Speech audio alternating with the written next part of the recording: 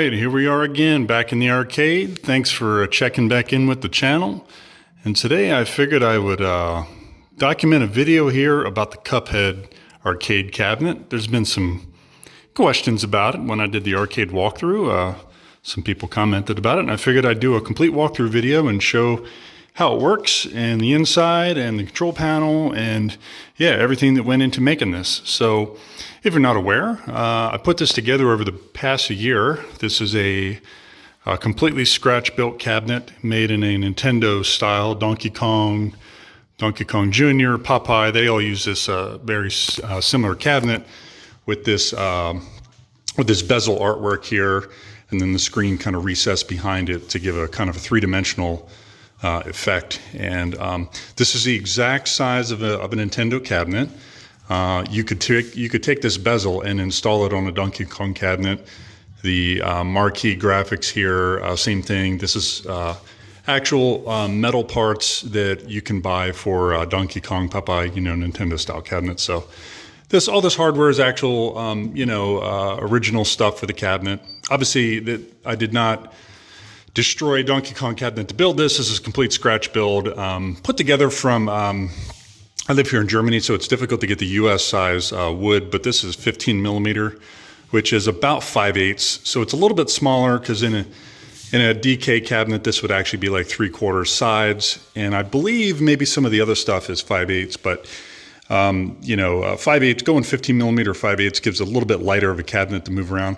And it's still plenty heavy to keep it from shifting, when you're playing. So yeah, this cabinet is, it's got a 22-inch LCD in here. I'll pull this bezel artwork out and we can see what that looks like. All right, I'll go ahead and show this bezel artwork removed here.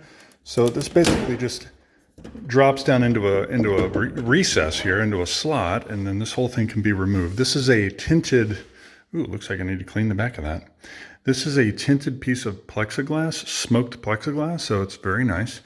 And you see the inside of the monitor support here, and so a wooden frame that I built here that the bezel artwork will sit on the back side of. The whole cabinet is painted with a black oil-based paint. And this was very important. It was a detail that Joe includes on his one of his videos where he discusses this cabinet, is in order for this vinyl graphic to adhere really well to the cabinet, you must use an oil-based paint. So I can't stress that enough. Now, some of the inside painting I did was with an acrylic black that I had, but anywhere where graphic is attached, you have to use an oil-based paint, which is a pain in the butt. It's got a smell to it, and it takes a little bit more work. But definitely, I have not had any delaminating of the art at all, and this graphic went down very easily. I mean, it was a bit nerve-wracking doing it, but in the end, I didn't have any problems. I don't have any lifting at all. The artwork is folded over underneath of the T-molding slot, and then there's a T-molding slot routed in here. And then I installed this T-molding, which was a little bit tricky because the T-molding that you buy is either 3/4 of an inch or 5/8 or half, but you cannot buy 15 millimeter T-molding. So I had to actually use a trimmer and trim this down. Do not try to use a hobby knife to do it. It will look terrible, trust me. I went and actually bought the proper tool to do this. And that's how I came up with the 15 millimeter. But if you're in the US and you're using, wood from Lowe's or Menards or Home Depot, then you won't have any issue. You just use 5/8 or 3/4, and then you buy the T-molding to fit. But I had a little bit of an issue over here, and that's how I was able to overcome that. So there you are. It's like in there, but it's a 22-inch LCD. It's actually running from a MacBook Pro, believe it or not.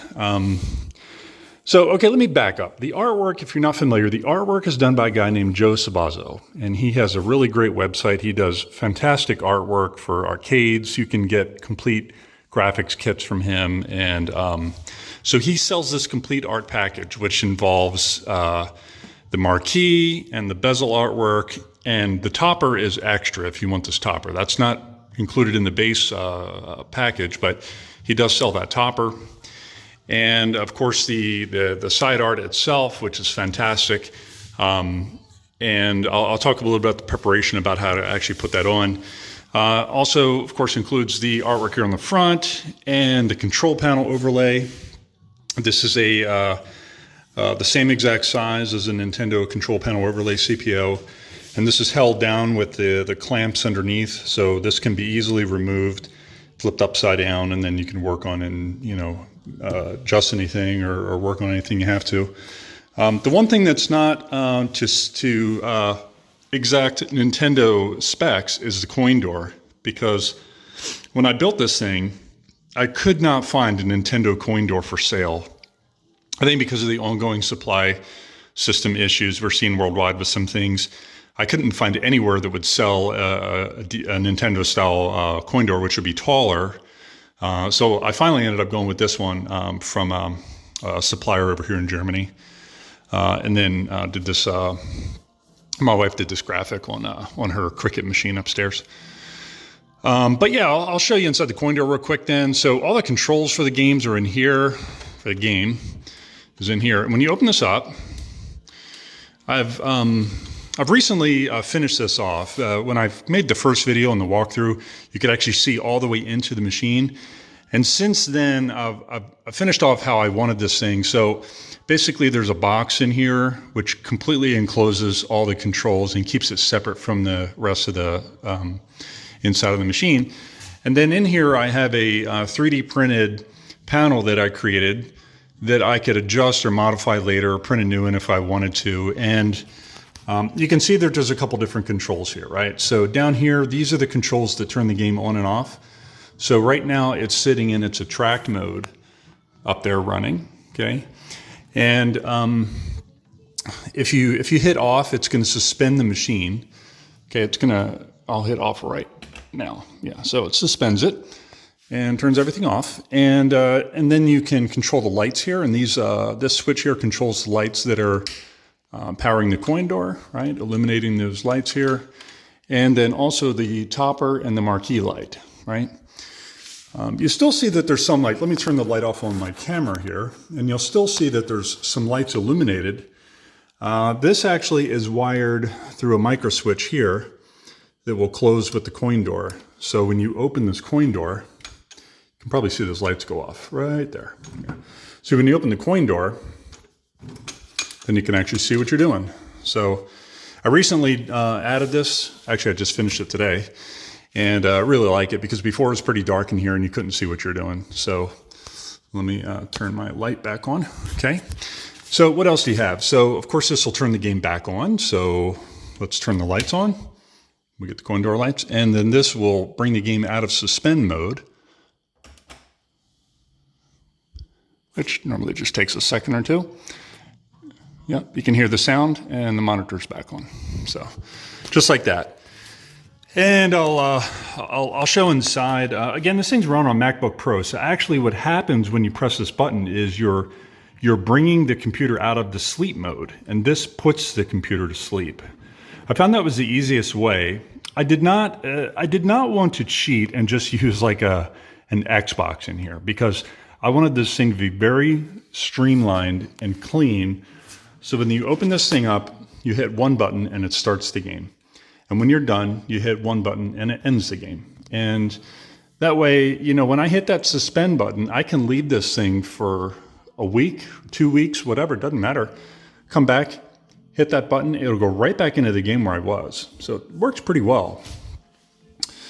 And it's a very easy interface. If people come over or kids are playing with it, you know, I just tell them, hey, just hit the button that says on, and they obviously, this is all 3D printed, and it's 3D printed in 2 different colors. So it's a yellow base, obviously, and then I switch filament and then print the black on top. So these are your speaker controls here. That's the master switch, turns it off. That's on. All the volumes are set to the max right now, and then I adjust the volume through the MacBook Pro. This is your subwoofer control. I had to actually remove the potentiometer out of the subwoofer and make a mount here, a 3D printed mount, so that I could get it on this panel. And then up here, we have three different things. So here is a power switch that'll turn on a Raspberry Pi.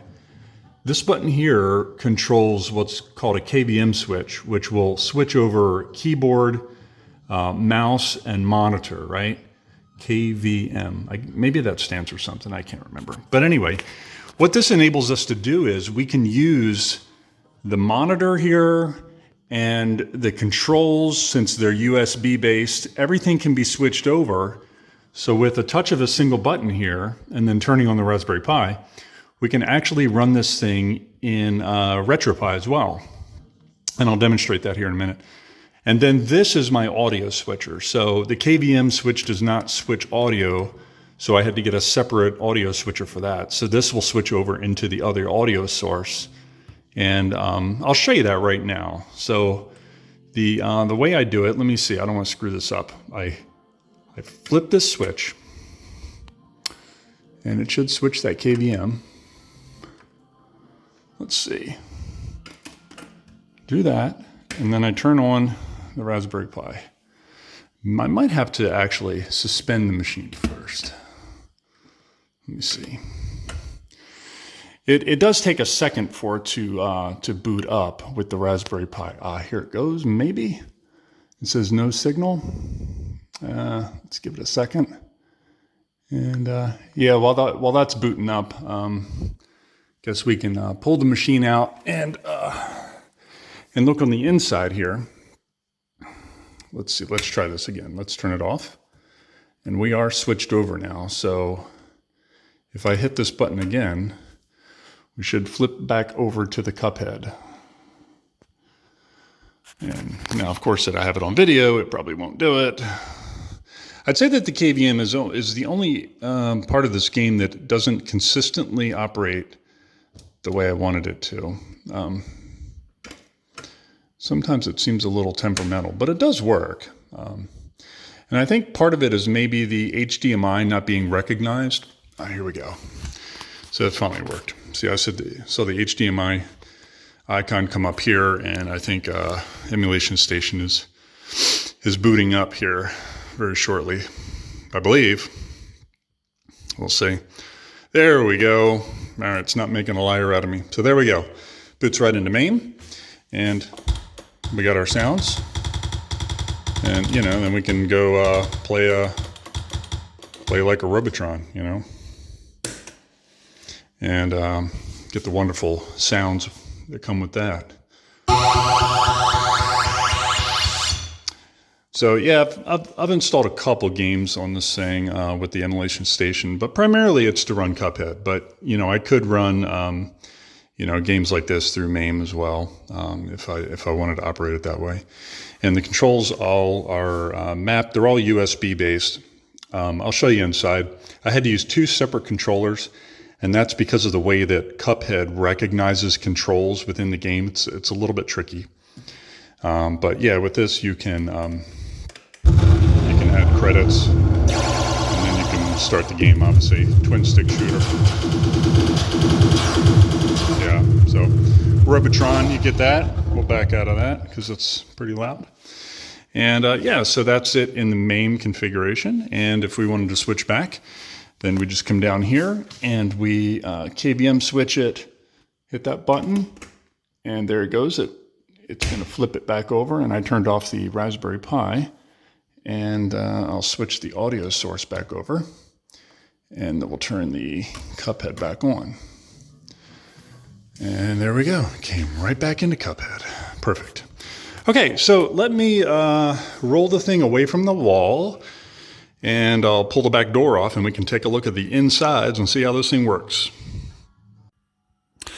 All right, here we go. So I got the back door pulled off, and yeah, you know, it uses the same size and style back door for a Nintendo cabinet. And I didn't put a locking hasp on this thing. I just have one that you can just manually open and close, because I'm not putting this thing on location or anything. Not yet, anyway. So, all right, this is the inside, and it's pretty sparse in here. Again, a 22-inch HDMI LCD is what I have in here. This is like a Kuroi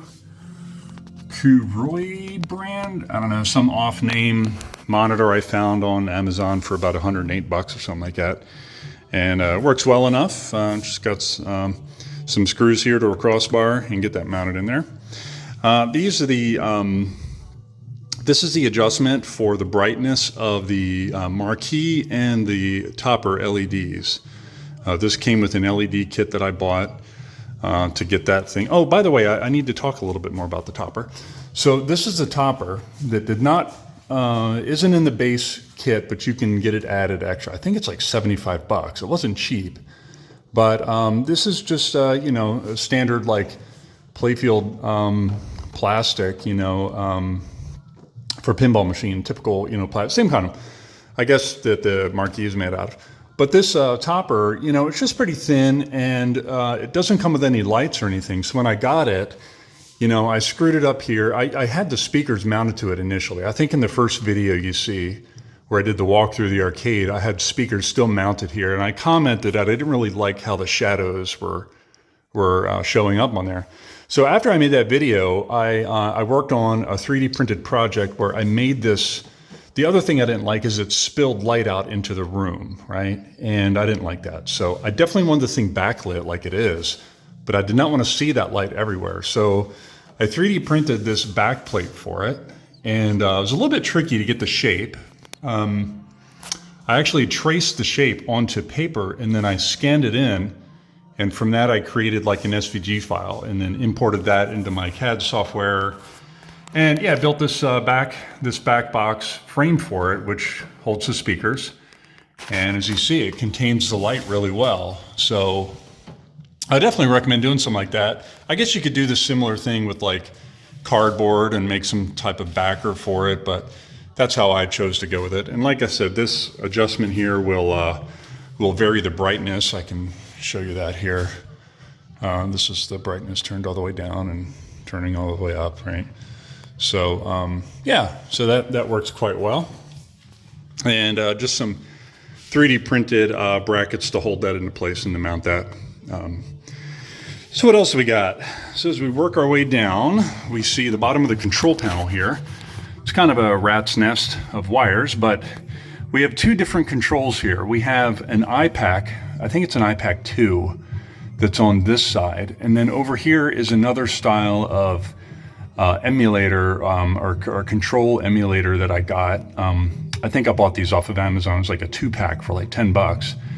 The problem with this setup is when you run Cuphead, if you're running it on a computer, as I am, right, here's the brains of the whole operation. This is an old MacBook Pro I had.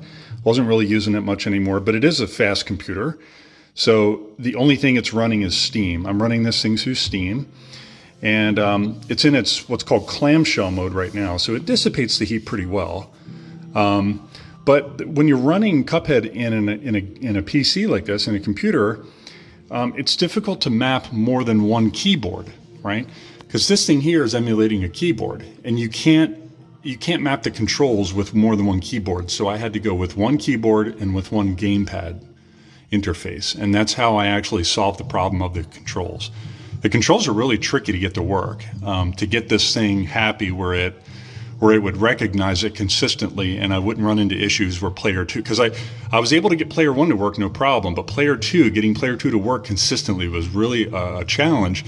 And again, the way I solved it finally was one keyboard emulator and one gamepad emulator, and then everything's working fine.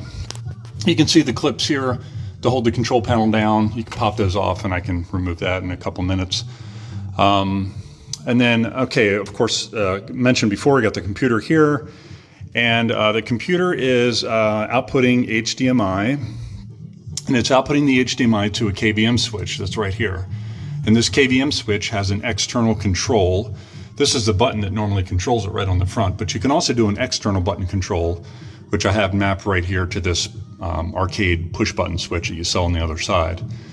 And that KVM will switch USB and the HDMI. USB I have running through this USB hub right here. And the USB hub has things like controls. It has, what else?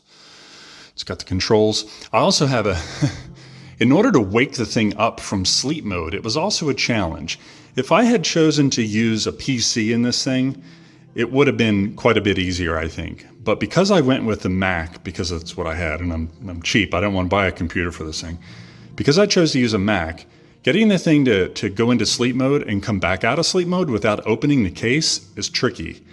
The way I was able to solve it was, I actually took a USB mouse, just like a standard USB mouse that you would get, one that's like a laser-based mouse, and I hacked the board and I mounted it inside a 3D printed box, and I hooked the left click switch of that mouse to that green start button. So basically, when we press the red button to put the thing to sleep, it sends a signal up here to that keyboard emulator I mentioned earlier, and that thing is mapped in the Mac to put the thing to sleep. So that button press is mapped up there as a routine to put the thing to sleep. But to get it to come out of sleep, the easiest way that I found to do it consistently was to use a mouse. If you literally click a mouse button, but it's got to be a USB mouse, it cannot be a Bluetooth mouse. Long story there. Anyway, so that's what that is. And that thing works great because you hit that green button, it's like you're clicking the left button of the mouse and it brings it right out of sleep mode. So that's how I solved that issue. You get your subwoofer here. And again, the subwoofer, I removed the potentiometer from that and installed it here on this 3D printed panel that I made. This is the sound controls. This has the volume and the volume knob and the power button for the volume or the speaker output as well. And then again, that's the subwoofer. And this here is the power switch for the lights, right? It's taking 12 volts here from just a wall wart adapter I have and splitting that 12 volts off through that switch. And yeah, I've got 12 volts running a couple different things, like running the lights for the coin door. I had to use a buck converter for that to step it down to 6.5 volts, I think. And then the LED strip that comes on when the coin door is open is running on 12 volts. So there's a little bit of a system there. And then this is your audio switcher, right? So when you push that button on that audio switcher, it's switching between either the MacBook Pro or the Raspberry Pi, which is right here. This is a 3B. And, some people will say that you need to boot this thing off every time. I have consistently been turning these off for years with the Donkey Kong and Mario Brothers cabinets behind me. While they're running, when I'm done, I turn it off, and I think I've only ever had once where one of the cards got corrupted, but it could have just been a bad SD card. I mean, I've been doing this for at least 6 or 7 years, turning them off while I'm running them. Never have a problem. So the power for this Raspberry Pi runs through this rocker switch here, which then comes from one of these wall warts. I don't know which one. So yeah, and that turns the thing on and off because I don't want to sit there and leave that thing running, all day. Yeah, and then of course we got speakers mounted up here. Those are just the Logitech computer monitor speakers I had, computer speakers. And then I also have extra speakers that I mounted on the back of the topper, which is this audio cable that's running up there. So yeah, I think that is basically it. This is the current configuration. I just recently switched things around. I used to have this subwoofer mounted differently, but I found that when I was playing the game, it was causing the cabinet to rattle. And it was also kind of muffling the sound. It actually sounded a lot better with the cabinet door off. And I realized that this cabinet was acting like as a non-ported subwoofer enclosure. So what I did was I cut a hole in the bottom of the cabinet and I ported the bass output through the bottom of the cabinet. And after I did that, the rattling went away and the sound is a lot better. Really like the sound coming out of this thing. I actually use this for a jukebox quite a bit down here in the arcade while I'm working. I'll have this thing running Spotify or something like that. So yeah, so that's basically it. Power strip down here in the bottom, simple stuff. And I got a fused power input right here that I 3D printed a little box to protect the back side of it so that nobody's going to get shocked. So yeah, that's pretty much the layout as you see it. And I do have some future expansion possibilities. This panel here that I printed that says Cuphead on it, this panel could be removed and I could replace that with something else, maybe make the text smaller and put another switch if I ever added something else. That's the great part about doing something like this. It's modular. I could completely redesign this black panel and rearrange things if I wanted to, or combine some switches. But yeah, I like it the way it is, and I don't think I'll be changing much now. Again, the only thing that's a little bit finicky sometimes is the switching between the Raspberry Pi and the Mac. But I don't do that very often anyway, so it doesn't really bother me. Oh, and did I mention the little micro switch here that controls the lights on the inside? Yeah, when you shut the coin door, it turns those off. I'm not sure if I mentioned that. This is a USB keyboard and trackpad setup, which works really well. If we exit out of the game here, let's go exit, and we'll go back to the main screen of the Mac. The great thing about this is that I can keep it down there inside the coin door, and it has just a little USB dongle. These are rechargeable. You can get them on Amazon for maybe around 18, 20 bucks, something like that. But it's a lot better than having to hook up a keyboard and play around with a mouse and all that stuff if you have to actually go in. Or if I wanted to go in and use this thing with Spotify or something like that, then you actually have a trackpad here, and it's quite difficult for me to use with my left hand. Let's see, did I turn it off?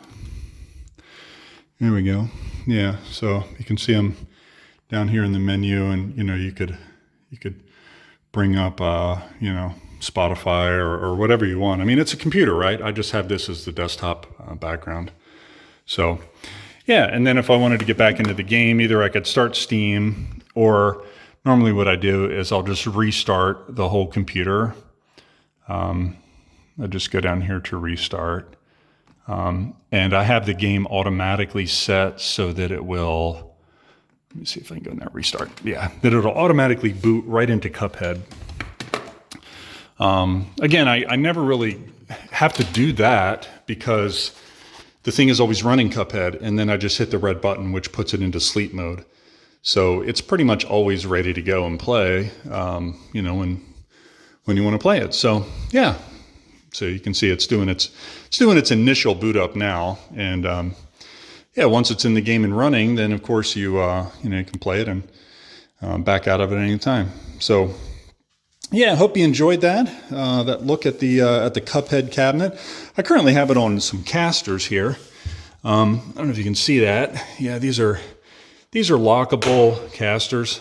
It does bring it up off the floor a little bit more than I would like, but it is really handy to actually move it around, as you've seen, for moving it away from the wall to get inside of it, which I never really have to do, but maybe eventually I get it to the point where I'm comfortable and I don't ever need to move it away, and I'll probably put it back on I have some actual pinball feet with the rubber cups and levelers, and I'll probably eventually put it back on the levelers, because really in the beginning I needed those rollers to move it out constantly, but it's been really reliable.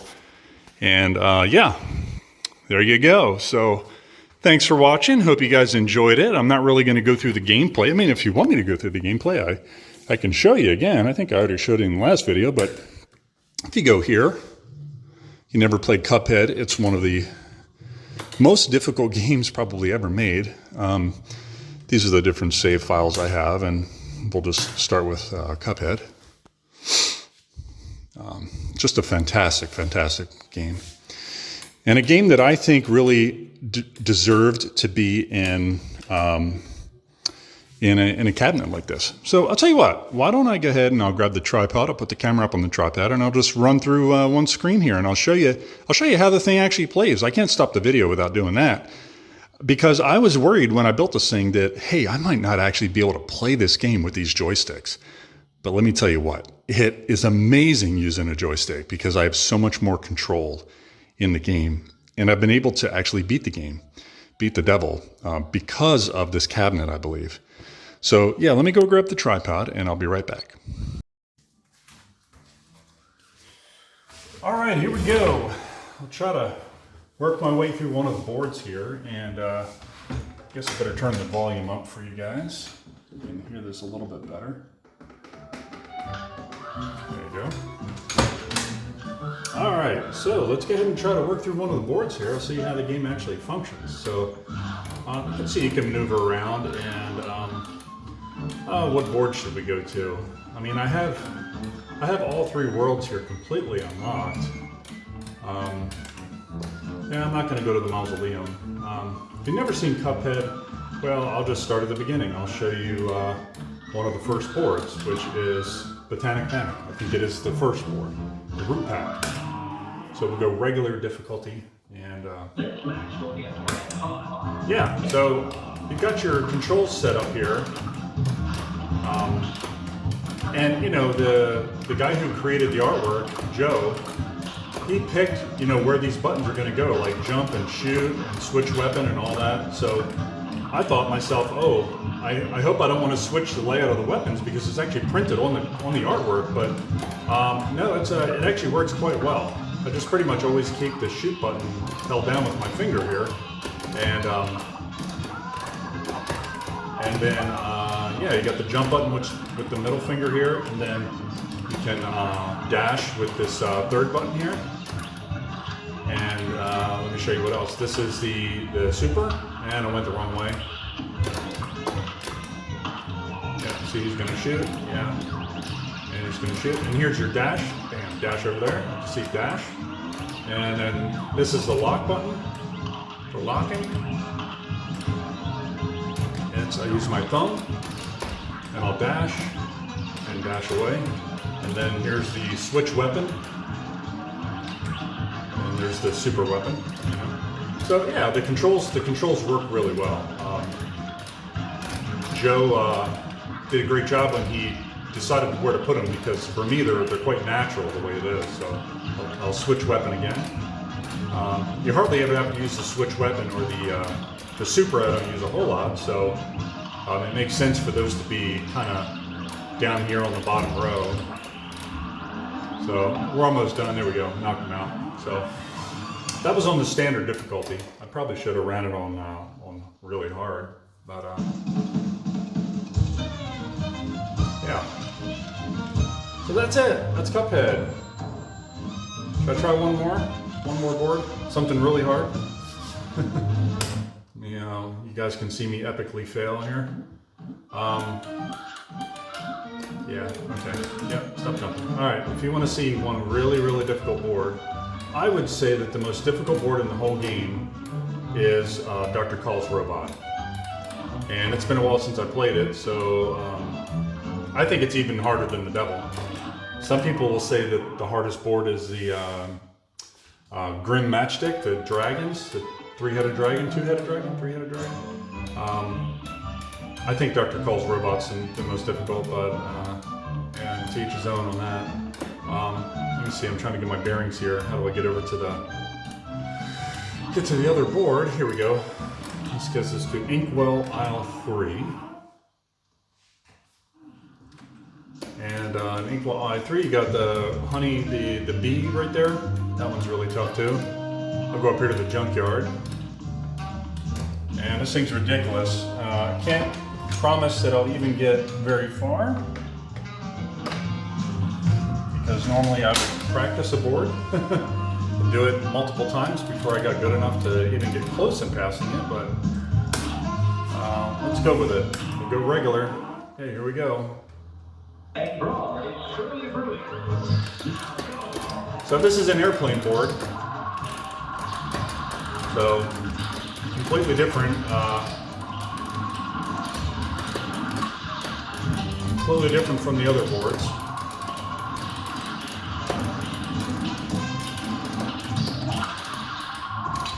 Oh! I'm down to, not going well. You died. Yeah, not very far at all. But anyway, you got to see me crash and burn there, so yeah, it's a great game, and pretty happy to have this set up here. Thanks to Joe for doing that. We'll go exit to map. and it'll go back out to the opening screen. Oh no, it goes back to the map. I take that back. Let's go back here to exit to title, and exit to title will take us back to the attract mode.